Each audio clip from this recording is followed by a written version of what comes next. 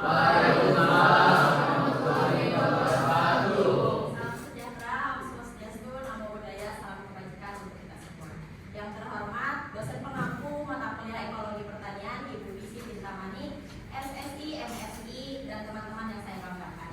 Saya Rita Novalia Sapitri dengan NPM 2550091111135. Pada kali ini berkesempatan untuk menjadi moderator di kelompok 2. Adapun rekan-rekan saya di kelompok 2.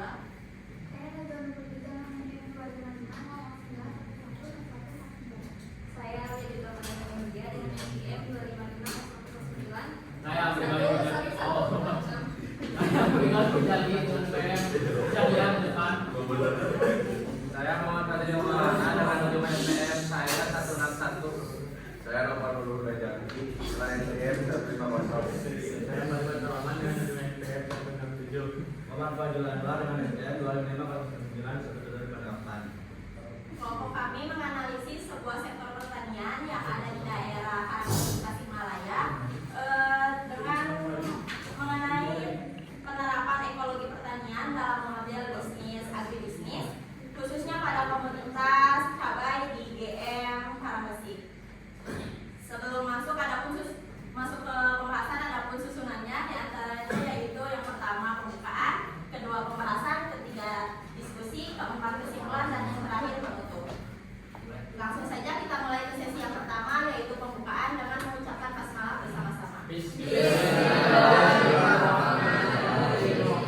Selanjutnya yaitu sesi pembahasan atau pemaparan dari kelompok 2, dimulai dari latar belakang yang akan disampaikan oleh Pak Wan. Kepadanya dipersilakan. Oke, teman-teman, di sini ada latar belakang. Pertanian modern menghadapi dua tantangan utama, memenuhi kebutuhan pangan yang terus meningkat dan menjaga kelestarian lingkungan. Sistem pertanian konvensional memang meningkatkan produksi, namun menimbulkan dampak negatif seperti degradasi lahan, pencemaran air, hilangnya keanekaragaman hayati, serta meningkatnya biaya bagi petani. Sebagai solusi, agroekologi menawarkan pendekatan yang memadukan prinsip-prinsip ekologi dalam praktik pertanian. Pendekatan ini menekankan peningkatan keanekaragaman hayati, efisiensi penggunaan sumber daya, daur ulang unsur hara, dan pengelolaan hama secara hayati sebagai upaya menghadapi perubahan iklim. Nah, untuk dapat diterapkan secara luas, praktik ramah lingkungan harus tetap layak secara ekonomi. Karena itu diperlukan model bisnis agribisnis berkelanjutan yang membantu petani mengelola usaha, memanfaatkan sumber daya secara efisien, serta memastikan praktik berkelanjutan tetap dilakukan. Ya, kembali ke moderator. Baik, terima kasih Pak Wan atas pemaparannya. Selanjutnya ada rumusan masalah yang akan disampaikan oleh ahli. Kepadanya dipersilakan. Baik, terima kasih moderator. Di sini saya akan memaparkan rumusan masalah. Yang pertama, apa saja prinsip ekologi pertanian yang diterapkan oleh GM Karangresik dalam budidaya cabai?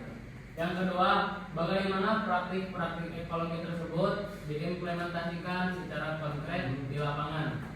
Yang ketiga, bagaimana penerapan prinsip-prinsip tersebut dipetakan ke dalam model bisnis agribisnis skala kecil? Yang keempat, bagaimana analisis ekonomi sederhana dalam biaya, pendapatan, dan perbandingan sebelum dan sesudah menerapkan praktik ekologi tersebut. Yang kelima, apa saja risiko dan tantangan utama yang dihadapi serta strategi mitigasi yang diterapkan. Baik, terima kasih atas pemaparannya. Selanjutnya ada tujuan dari penelitian ini yang akan disampaikan oleh Pak Yudi. Kepadanya dipersilakan. Baik, saya akan memaparkan tujuan penelitian. Yang pertama itu mengidentifikasi 4 prinsip ekologi pertanian yang relevan dan diterapkan di GM Karangresik. Yang kedua, merancang dan menjelaskan praktik-praktik ekologi yang diterapkan berdasarkan prinsip yang telah diidentifikasi.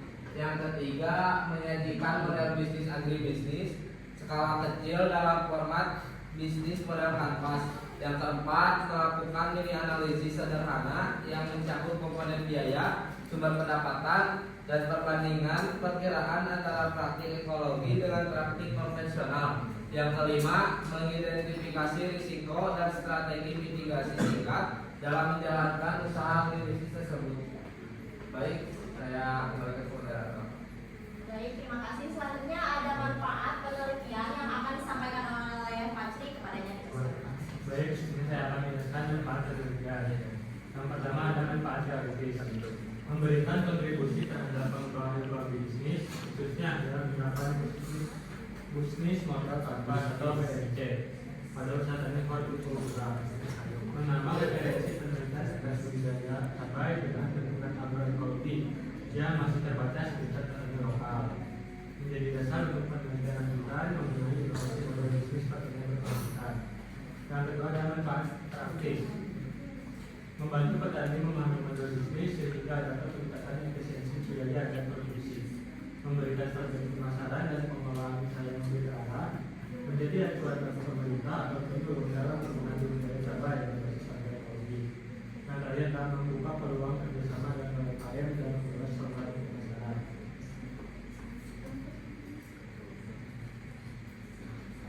Selanjutnya untuk landasan teori akan disampaikan oleh Alia, kepadanya dipersilakan.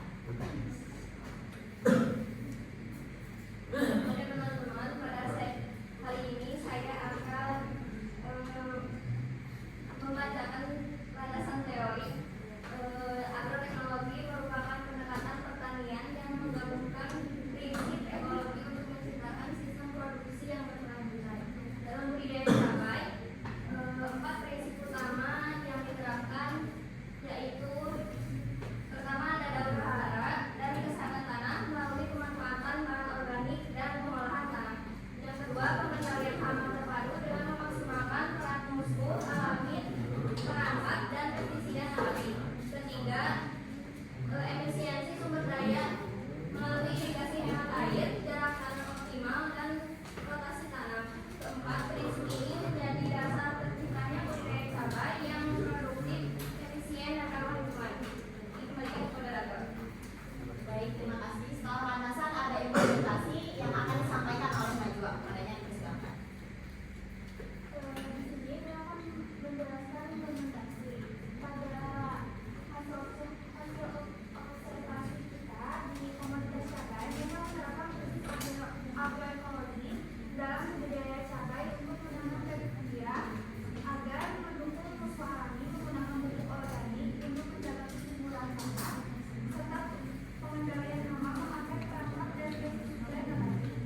Mereka juga memakai irigasi tetes, mengatur jarak tanam dan melakukan rotasi tanaman. Semua ini membuat budidaya cabai lebih efisien dan berkelanjutan. Baik, terima kasih. Setelah pemaparan materi sebelumnya, ada pun tantangan pertanian dan upaya penanganannya yang akan disampaikan oleh Naufal. Kepadanya dipersilakan. Tantangan pertanian dan upaya penanganan. Sektor pertanian menghadapi berbagai tantangan yang dapat mengganggu produktivitas, mulai dari penggunaan input yang kurang efektif hingga perubahan iklim. Beberapa masalah umum meliputi kurang efektifnya pupuk nabati, risiko degradasi tanah akibat monokultur, cuaca yang tidak menentu, peningkatan gulma dan penyakit, keterbatasan lahan, penggunaan air yang boros, serta fluktuasi harga komoditas. Untuk menghadapi tantangan tersebut, berbagai upaya dapat dilakukan seperti mengembangkan pupuk semi kimia, menerapkan sistem agroekologi, membangun infrastruktur tahan cuaca serta penyesuaian pola tanam, penggunaan mulsa untuk mengendalikan gulma, pengendalian hayati, rotasi tanaman, dan penggunaan pestisida secara selektif. Selain itu, efisiensi air dapat ditingkatkan melalui irigasi tetes, sensor kelembapan, dan panen air hujan. Baik, terima kasih. Karena pemaparan materi telah disampaikan semua, kita masuk ke sesi berikutnya yaitu sesi diskusi. Kami buka untuk 2 orang penanya. Dipersilakan. 1, 2, 3. Yes. Saya dilihat gak ada yang nanya. Boleh Pak Yuli? Paman. 1, 2, 3. Ajrin mau. Berdiri boleh Ajrin? Silakan yang bertanya 2 orang. Pak Hari.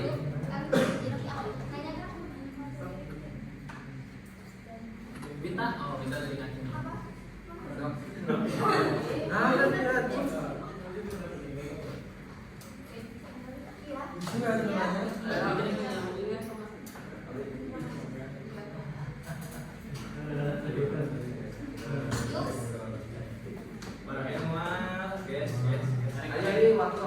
Karek mau Mama. Arahnya waktu. Kalau tidak ada, masuk ke sesi selanjutnya ya. Muhammad. Dikarenakan tidak ada yang bertanya, kita masuk ke sesi berikutnya yaitu kesimpulan. Ada? Ada? Mau? Boleh? Angkat tangannya. Unil. Cepat waktu. Ayo, ada yang bertanya? Ada kalian ngomong. Terus mau aja kan? Kenapa namanya BM 25,9 apakah lahan ini merupakan lahan baru atau bekas kayak bekas tanaman yang lain? Ada lagi satu orang penanya?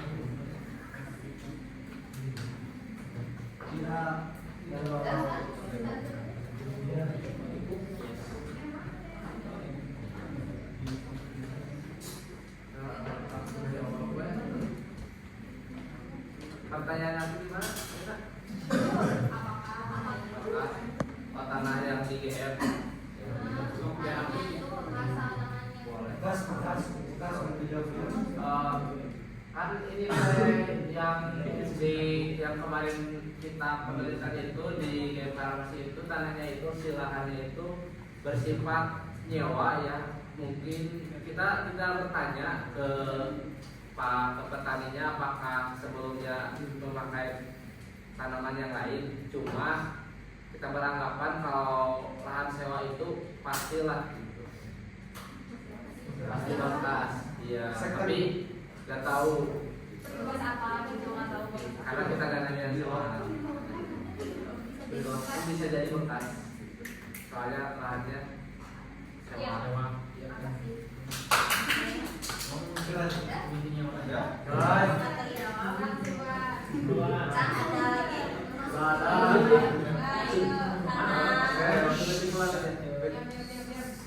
Terima kasih kepada minat semua bertanya. Selanjutnya ada pun kesimpulan dari pemaparan ini yaitu penerapan prinsip-prinsip agroekologi pada budidaya cabai di GM Karamasi menunjukkan bahwa pertanian berkelanjutan dapat berjalan seiring dengan efisiensi produksi dan keuntungan ekonomi melalui penggunaan media, pupuk organik, rotasi tanaman, dan irigasi tetes. Sistem budidaya menjadi lebih ramah lingkungan, hemat biaya, serta meningkatkan kualitas tanah dan stabilitas hasil. Integrasi pendekatan ini secara ekologis dalam bisnis model kanvas menghasilkan hasil bisnis yang lebih terarah dan bernilai tinggi. Meskipun membutuhkan biaya awal lebih besar, efisiensi jangka panjang menjadikan model ini tetap menguntungkan dan layak dikembangkan sebagai contoh pertanian berkelanjutan skala kecil.